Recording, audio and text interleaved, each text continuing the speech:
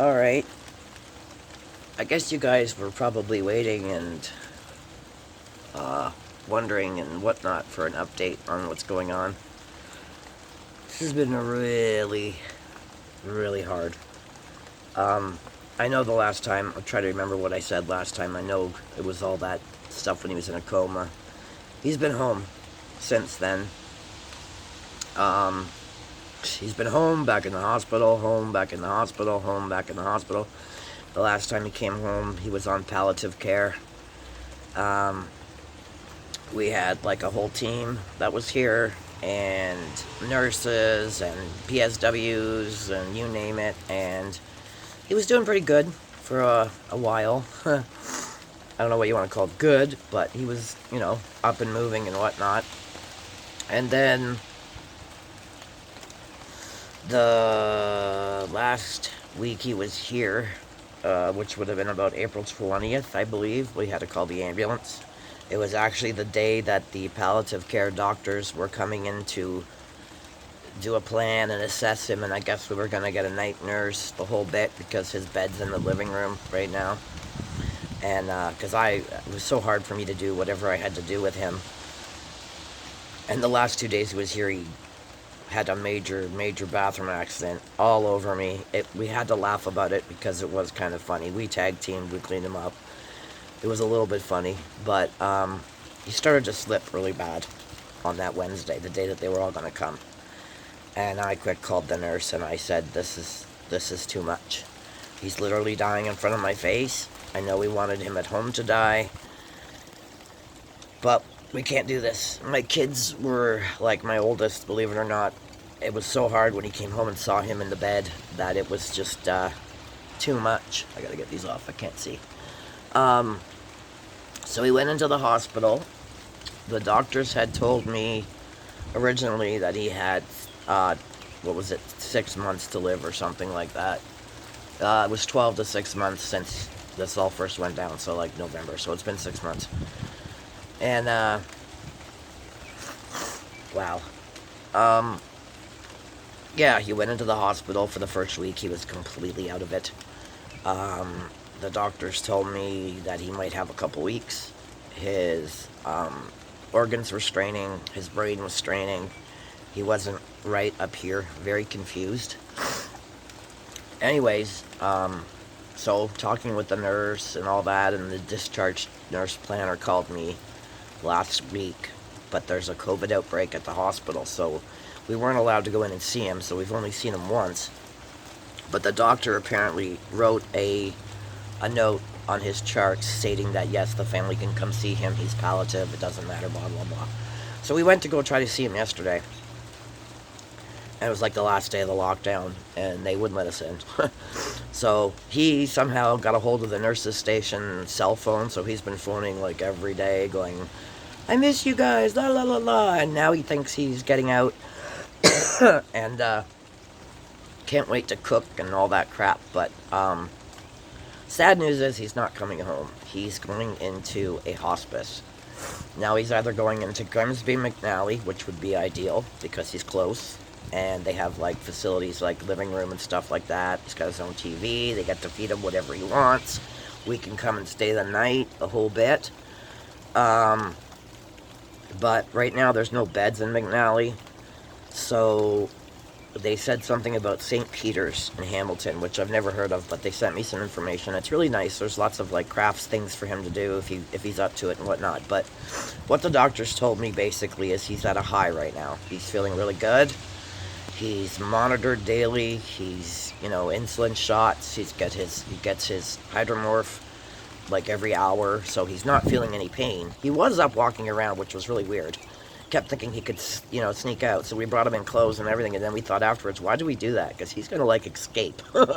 But he didn't. They wouldn't let him off the ward. So anyways, today apparently the COVID is lifted. I haven't heard anything, so maybe it's not, but it's supposed to be. So today he's supposed to be going into a hospice. And they figure in about 3 weeks, depending on how this last bout is, this is what happens is they get a really good high and a manic and they feel great, and then they start to slip and go.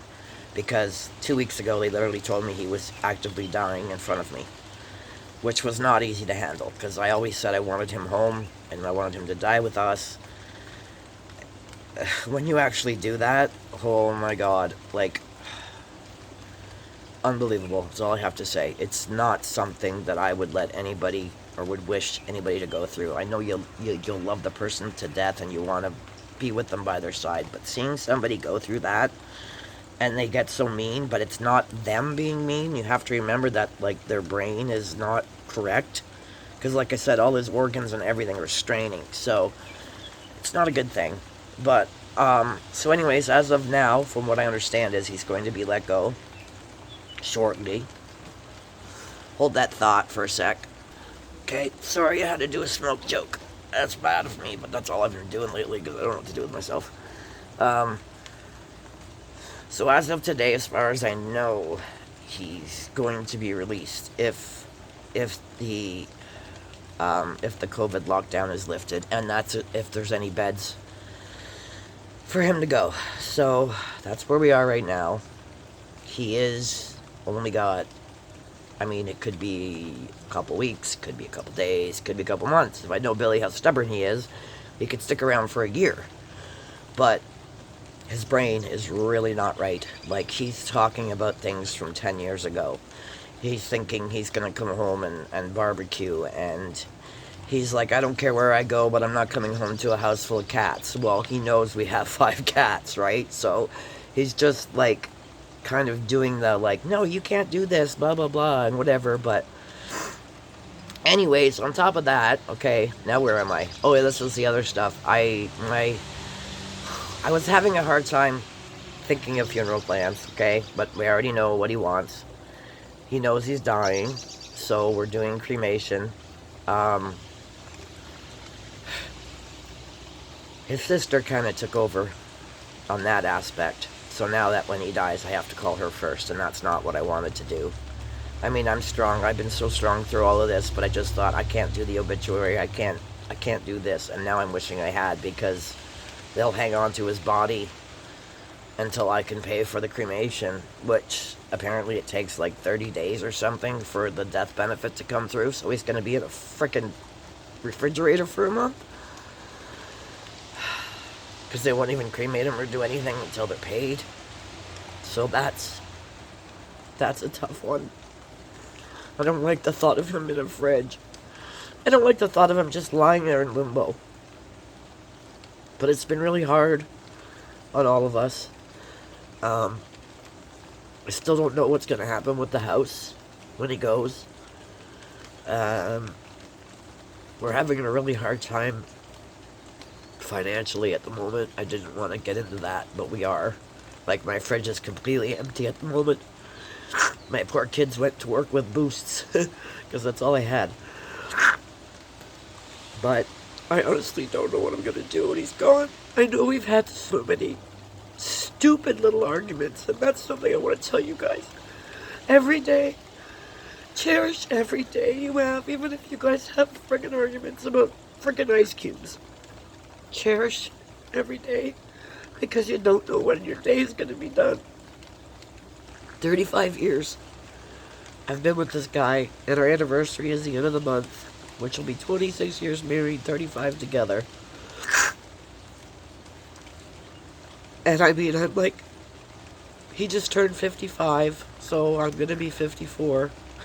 Surprise, surprise. And I don't know what I'm going to do after he's gone. I have no idea. I'm going to try to keep doing what I've been doing. I got to get back to doing my bath bombs and my soaps and keeping myself busy. I still have Etsy open. I'm still selling a couple things like recipes and soaps and bath bombs, whatever. But having a really hard time just thinking of the future, and I don't really know what I'm gonna do. I don't know where I'm gonna live. My kids keep telling me they're gonna take care of me and we're gonna live together and all that stuff, but I mean, I guess we just take one day at a time. I'm assuming that's what we do.